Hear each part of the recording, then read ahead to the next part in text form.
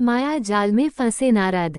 एक बार नारद जी को यह अभिमान हो गया कि उससे बढ़कर इस पृथ्वी पर कोई दूसरा भगवान विष्णु का भक्त नहीं है।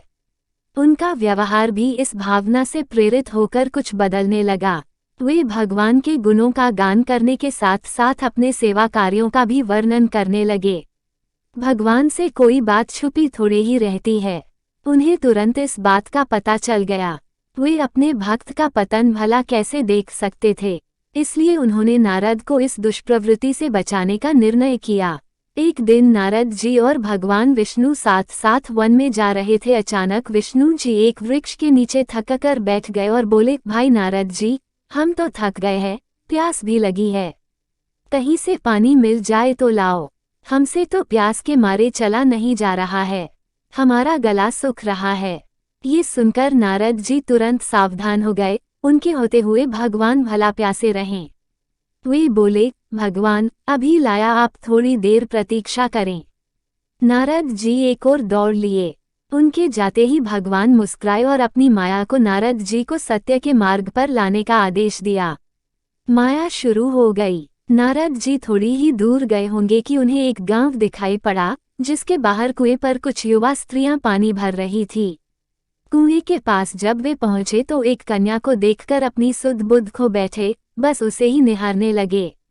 वो ये भूल गए कि भगवान के लिए पानी लेने आए थे।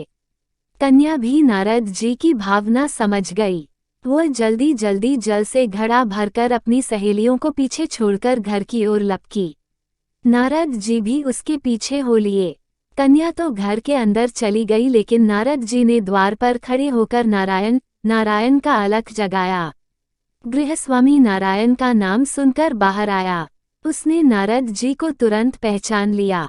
अत्यंत विनम्रता और आदर के साथ वह नारद जी को घर के अंदर ले गया और उनके हाथ पैर धोकर स्वच्छ आसन पर बिठाया तथा उनकी सेवा सत्कार में कोई कमी न छोड़ी। उनके आगमन से अपने को धन्य बताते हुए गृहस्वामी ने अपने योग्य सेवा के लिए आग्रह किया। नारद जी बोले, आपके घर में जो आपकी कन्या जल का घड़ा लेकर अभी अभी आई है, मैं उससे विवाह करना चाहता हूँ। नारद जी की बात सुनकर गृहस्वामी एकदम चकित रह गया, लेकिन उसे प्रसन्नता भी हुई कि मेरी कन्या एक ऐसे महान योगी तथा संत के पास जाएगी। उसने स्वीकृति प्रदान कर दी और नारद जी को अपने ही घर में रख लिया। 2-4 दिन पश्चात शुभ मुहूर्त में उसने अपनी कन्या का विवाह नारद जी के साथ कर दिया तथा उन्हें गांव में ही उतनी धरती का टुकड़ा दे दिया, खेती करके वे आराम से अपना और अपने परिवार का पेट भर सकें। अब नारद जी की बिना एक खूंटी पर तंगी रहती, जिसकी ओर उनका ध्यान बहुत कम जाता। अपनी पत्नी के आगे नारायण को वे भूल गए। दिन भर खेती में लगे रहते, कभी हल चलाते, कभी पानी देते, कभी बीज बोते तो कभी निराई गुड़ाई करते। जैसे जैसे पौधे बढ़ते उनकी प्रसन्नता का पारावार न रहता। फसलें हर वर्ष पकती कटती, अनाज से उनके कोठार भर जाते। नारद जी गांव के एक संपन्न किसान माने जाने लगे। वर्ष दर वर्ष बीतते चले गए और नारद जी की गृहस्थी नार्कोटिक्स प्रदूषण भी बढ़ती चली गई। 3-4 लड़के लड़कियां भी हो गए। अब नारद जी को एक क्षण की भी फुर्सत नहीं मिलती थी। वे हर समय बच्चों के पालन पोषण तथा पढ़ाई लिखाई में लगे रहते अथवा खेत में काम करते रहते थे। अचानक एक बार तेज बारिश हुई, जिसने कि दिनों तक बंद होने का नाम ही नहीं लिया।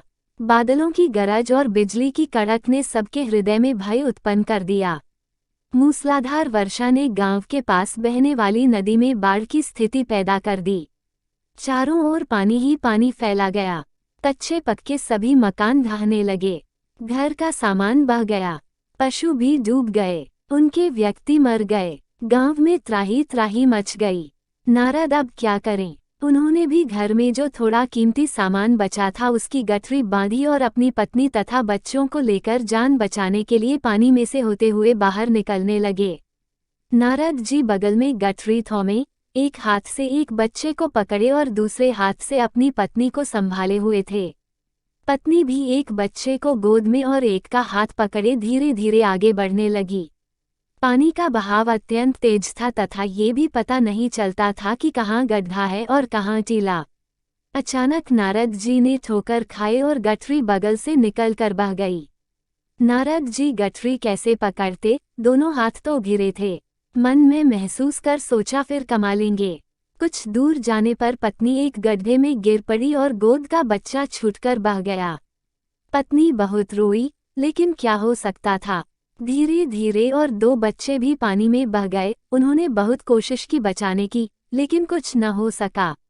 दोनों पति पत्नी बड़े दुखी, रोते, कलपते, एक दूसरे को सांत्वना देते कोई ऊंची जगह ढूंढते रहे। एक जगह आगे चलकर दोनों एक गड्ढे में समा गए। नारद जी तो किसी प्रकार गड्ढे में से निकल आए, मगर उनकी पत्नी का पता कहीं नहीं चला। बहुत देर तक नारद जी उसे इधर उधर, दूर दूर तक ढूंढते रहे, लेकिन व्यर्थ रोते रट उनका बुरा हाल था। हृदय पत्नी और बच्चों को याद कर करके फटा जा रहा था। उनकी तो सारी गृहस्थी उजड़ गई थी। बेचारे क्या करें, किसे कौन से अपने भाग्य को या भगवान को। भगवान का ध्यान आते ही नारद जी के मस्तिष्क में प्रकाश फैल गया और पुरानी सारी बातें याद आ गईं। वे किस लिए आए थे और कहाँ आ गए।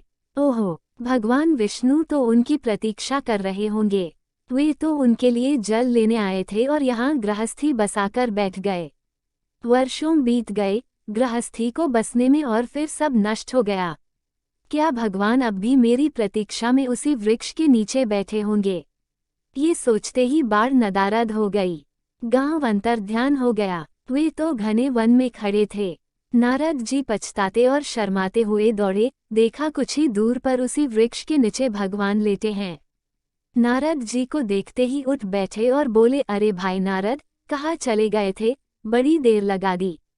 पानी लाए या नहीं। नारद जी भगवान के चरण पकड़कर बैठ गए और लगे अश्रु बहाने। उनके मुंह से एक बोल भी नहीं फूटा। भगवान मुस्कुराए और बोले, तुम अभी तो गए थे, कुछ अधिक देर थोड़े ही हुई है।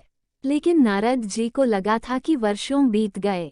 अब उनकी समझ में आया ये सब भगवान की माया थी, जो उनके अभिमान को चूर चूर करने के लिए पैदा हुई थी।